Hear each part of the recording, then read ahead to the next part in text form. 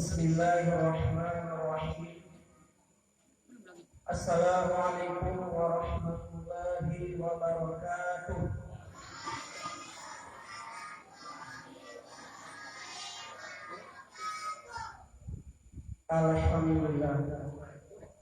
Alhamdulillahilladzi hadana li hadza wa ma kunna linahtadiya laula an hadana Allah. Asyhadu an la ilaha illallah wa asyhadu anna Muhammadan abduhu wa rasuluh. Allahumma shalli wa sallim ala sayyidina Muhammad khairi khalqillahi wa ala alihi wa man walahu. Amma ba'du, fa ya ibadallah, ittaqullaha haqqa tuqatih wa la tamutunna illa wa antum muslimun. Allah Ta'ala fil Qur'anil Karim, Bismillahirrahmanirrahim. Ya ayyuhalladzina amanu kutiba 'alaikumus shiyam kama kutiba 'alal ladzina min qablikum la'allakum tattaqun. Shadaqallahu al-'azim. Ma'asyiral muslimin rahimakumullah. Pertama-tama yang paling utama marilah kita panjatkan puji dan syukur yang mana Allah telah memberikan kesehatan dan kelapangan sehingga kita dapat berkumpul di mushola kita ini. Kemudian selawat beserta salam kita pula kita sanjungkan yaitu kepada Nabi kita Nabi Isa Muhammad sallallahu alaihi wasallam dengan melafazkan Allahumma shalli ala sayyidina Muhammad wa ala ali sayyidina Muhammad. Rasulullah telah memperjuangkan agama Islam dari dulu hingga sekarang, sehingga siarnya Islam di seluruh penjuru dunia. Kemudian telah memperjuangkan umatnya dari alam kegelapan menuju alam terang-terang, dari alam kebodohan menuju alam ilmu pengetahuan yang kita rasakan pada saat sekarang ini. Ma'asyiral muslimin rahimakumullah. Yang saya hormati bapak-bapak imam tarawih yang dirahmati Allah, yang saya hormati ibu imam tarawih yang dirahmati Allah, yang saya sayangi adik-adik imam tarawih yang dirahmati Allah. Ini nampaknya ramai yang sholat. Di tempat lain saya sholat tarawih ya, hari pertama, kedua, tiga penuh sampai gak muat sholatnya. Masjidnya hingga di luar, dan terus di hari-hari 15 barulah surut. Sekarang tinggal 5 saf, tinggal 3 saf, 2 saf, ada yang 1 saf. Jadi sekarang masih ramai. Ini berarti ya betul-betul di sini ya siar agama yang di sini menanamkan diri agama sebenarnya. Di sini ya, masya Allah masih banyak anak-anak masih sholat di sini, ya masih terarah. Di tempat lain bisa dihitung sekarang. Pertama saja yang penuh. Udah hari-hari ke-15 bawah mulai lagi. Sudah sedikit jemaah. Nah, jadi kita membahas pada hari ini malam yang berbahagia adalah kita ini adalah hidup hanya sementara saja. Ma'asyiral muslimin rahimakumullah. Kita hidup ini hanya sementara saja. Setiap perenggaannya mesti ada pengakhirannya, mesti ada penghabisannya. Yang punya awal mesti ada punya akhir. Yang mana hidup kita jalani, usia kita terus berlanjut, umur kita terus berlanjut. Namun tujuan hidup kita ini adalah beribadah pada Allah. Jadi sesibuk apapun kita hidup di dunia ini adalah kita ini adalah beribadah Allah. Mulai kita hidup dari masa kandungan, bayi, balita, remaja, dewasa, dan selanjutnya. Tujuan kita ini adalah beribadah kepada Allah. Kita hidup ini hanya sementara saja. Masih ada kehidupan sesudah kematian. Allah berfirman di dalam Al-Quran Al-Karim ayat 185 surat Al-Imran, kullu nafsin dha'iqatul maut, artinya tiap-tiap yang bernyawa pasti akan merasakan mati. Dan kita ini pasti mati. Kita tidak ketahui kapan ajal kita dijemput oleh Allah. Itu semua adalah rahasia Allah. Masyaallah muslimin rahimakumullah. Jadi sesibuk apapun kita hidup dunia ini pada saat sekarang ini, baik itu kerja di pemerintahan, di lembaga swasta, karyawan, buruh, dan lain sebagainya, tetapi kita jangan lupa beribadah kepada Allah. Karena apabila kita wafat, nanti tiga yang mengikuti kita. Yang pertama adalah harta kita, yang kedua adalah keluarga kita, yang ketiga adalah amal ibadah kita.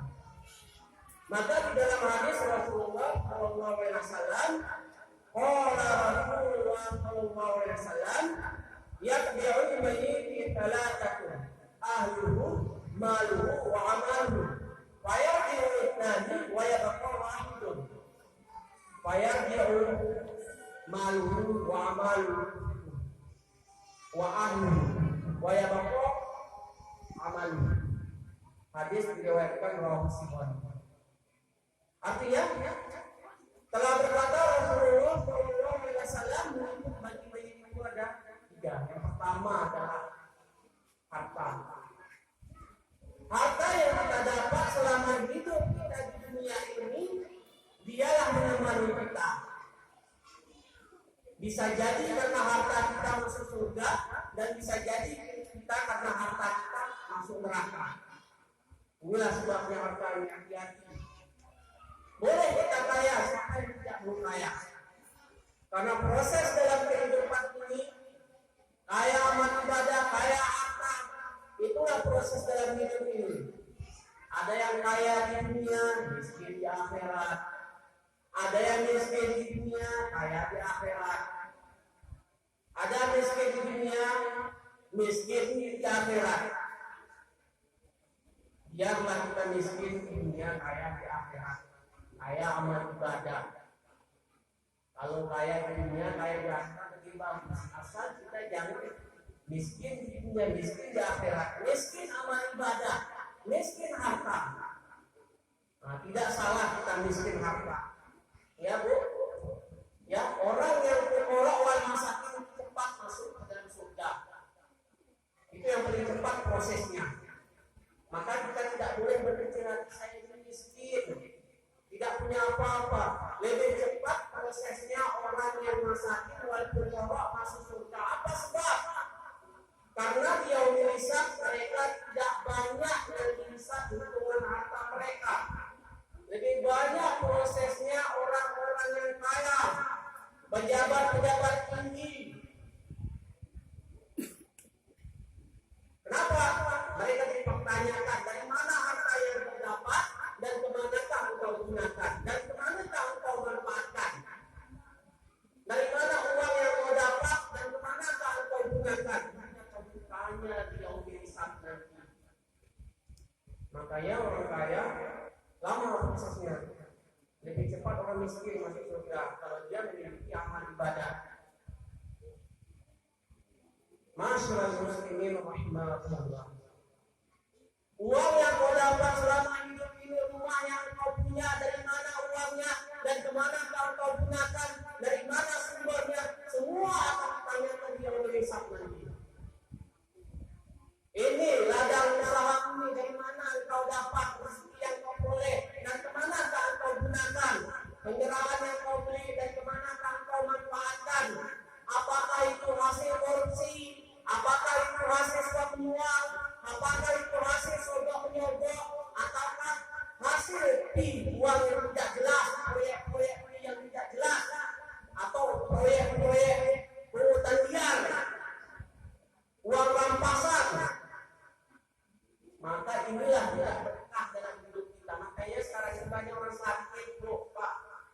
Sikit-sikit sakit, kena diabetes masih muda udah sakit. Yang nimpa siapa? Paling orang kaya. Kenapa? Mungkin makan uang tidak jelas. Ya. Paling banyak menimpa itu orang-orang yang kaya, orang-orang yang korupsi, suap menyuap, memakan harta anak yatim, hak orang.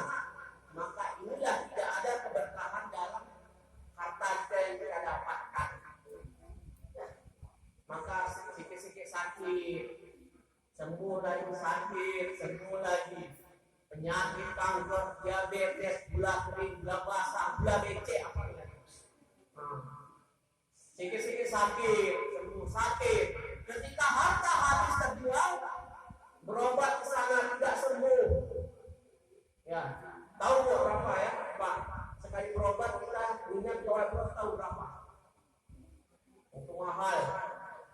Itulah alangkah bersyukurnya kita diberikan oleh Allah nikmat pada diri kita ini sehat, berkat rezeki, berkat umur. Biarlah rezeki kita tapi berkah ketimbang banyak dari harta yang tidak jelas. Itulah sebab pada saat sekarang orang menimpa penyakit dalam dirinya, jual harta, jual kebun, jual rumah. Ketika habis semua terjual, baru dia wafat. Maka apa? Tidak ada keberkahan harta yang dia peroleh. Kenapa? Tidak barokah. Tidak pernah dia keluarkan zakatnya, tidak pernah berinfak, tidak pernah bersedekah. Mungkin memakan harta orang, hakmu, halal haram hantam. Akhirnya apa? Tidak ada barokah. Kemudian adalah keluarga. Keluarga hanya menemani kita di dalam hidup ini. Ketika wafat kita, mereka hanya mengantarkan kita ke makam kuburan. Setelah itu pulang, tinggallah kita sendiri di alam kubur. Kalau kita memiliki amal ibadah, insya Allah kubur kita akan dipuaskan dan dilapangkan.